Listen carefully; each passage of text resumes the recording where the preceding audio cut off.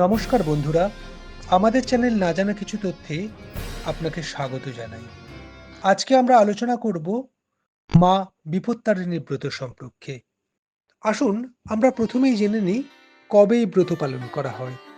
মূলত রথযাত্রা থেকে উল্টোরথ পর্যন্ত এই ৯ দিনের মধ্যে যে শনি এবং মঙ্গলবার পড়ে, সেই শনি এবং মঙ্গলবারেই মা বিপত্তারিণীর ব্রত পালন করা হয়। জানেন কি, এই ৯ দিনকে গুপ্ত নবরাত্রি বলা হয়েও থাকে এবং এই সময় মা জয় দুর্গার পুজো করা হয়। এই জয় দুর্গা পুজোই আমাদের বাংলাদেশে মা বিপত্তারিণী ব্রত বলে পরিচিত। কেউ কেউ আবার একে মা বিপদনাশিনীর পুজো বা ব্রতও বলে থাকে। এই ব্রতে সবকিছু ১৩টা করে দিতে লাগে, যেমন ১৩ রকমের ফুল, ১৩ রকমের ফল, ১৩ রকমের মিষ্টি, ১৩টা লুচি ইত্যাদি। একটি লাল সুতোয় ১৩টা গিট দিয়ে ১৩টা দুব্বা বেঁধে মা বিপত্তারিণীর ঘটে দিতে লাগে এবং পূজার শেষে সেটা পুরুষরা ডান হাতে এবং মহিলারা বাম হাতে ধারণ করে। ব্রতের আগের দিন সংযম করতে লাগে এবং ব্রতের দিন সকালবেলায় প্রাতঃকৃত্য স্নান করে দুর্গা বা কালী মন্দিরে গিয়ে মা বিপত্তারিণীর পুজো করতে লাগে।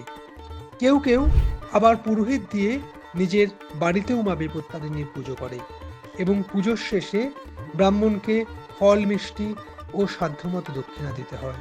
ব্রতীরা ওই দিন অন্নগ্রহণ করে না, লুচি পরোটা ইত্যাদি জাতীয় খাবার ব্রতীরা খেয়ে থাকে। আসুন এবার আমরা জেনে নিই মা বিপত্তারিণীর ব্রত কথা সম্পর্কে। ব্রত কথায় বলা আছে, এক দেশে এক রাজা ছিলেন এবং তার ছিল এক রানী। সেই রানী অত্যন্ত ধর্মপ্রাণা এবং তিনি ছিলেন মা বিপত্তারিণীর একজন ভক্ত। সেই রানী গরিব দুঃখীদের দুঃখে দুঃখিত হতেন এবং তাদের যথাযথ সাহায্য করতেন। সেই রানীর ছিল একজন মুচিনি সই।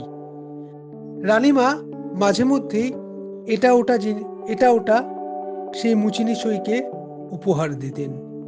তা সেই মুচিনিরও একদিন খুব ইচ্ছে হলো রানীকে কিছু দেওয়ার, কিন্তু সে কি দেয় রানীকে? রানীকে এই কথা বলতেই রানী তাকে বললেন, রানীর গোমাংস দেখতে খুব ইচ্ছে হয়। রানীর কথা শুনে পরের দিন মুচিনি রাজবাড়িতে গোমাংস নিয়ে এলেন এবং রানীকে সেই গোমাংস দেখালেন। তারপর ঘরের এক কোণায় সেই গোমাংসের ঝুড়ি লুকিয়ে রাখল। কিন্তু এই সংবাদ গোপন রইল না। রাজপ্রাসাদের এক দাসী এ খবর জানতে পেরে রাজাকে দ্রুত এই সংবাদ দিলেন এবং এই সংবাদ শুনে রাজা অত্যন্ত ক্রুদ্ধ হলেন।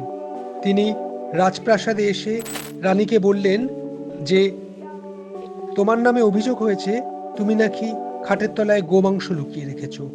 আমাকে দেখাও, যদি নিষিদ্ধ কিছু হয় তবে তোমার গদ্দান যাবে। এই চরম বিপদে রানী মা বিপত্তারিণী দুর্গাকে মনে মনে স্মরণ করতে শুরু করলেন এবং রানীর কাতর আবেদনে মা সাড়া দিলেন ও রানীর কানে কানে বলে দিলেন, রাজাকে দেখাও, গোমাংসের ঝুড়ি ফল ফুলের ঝুড়িতে পরিণত হয়েছে। রানী তখন সেই ফল ফুল ভর্তি ঝুড়ি রাজাকে দেখালেন। রাজাও খুশি হলেন এবং সেই দাসীকে তিরস্কার করলেন। এই বিপদ থেকে রক্ষা পেয়ে রানীও মা বিপত্তারিণীর পূজা করলেন এবং ক্রমে ক্রমে এই ব্রতের মাহাত্ম্য চারিদিকে ছড়িয়ে পড়ল। তো বন্ধুরা, এই ছিল আজকের আলোচনার বিষয়। ভিডিওটা ভালো লাগলে লাইক করবেন আর কোন কোন বিষয় আপনারা জানতে চান তা আমাদের কমেন্ট করে জানাবেন। আপনারা কে কোথা থেকে ভিডিওটা দেখছেন সেটাও আমাদের অবশ্যই জানাবেন এবং চ্যানেলে নতুন হয়ে থাকলে অবশ্যই সাবস্ক্রাইব করে আমাদের পাশে থাকবেন। ধন্যবাদ।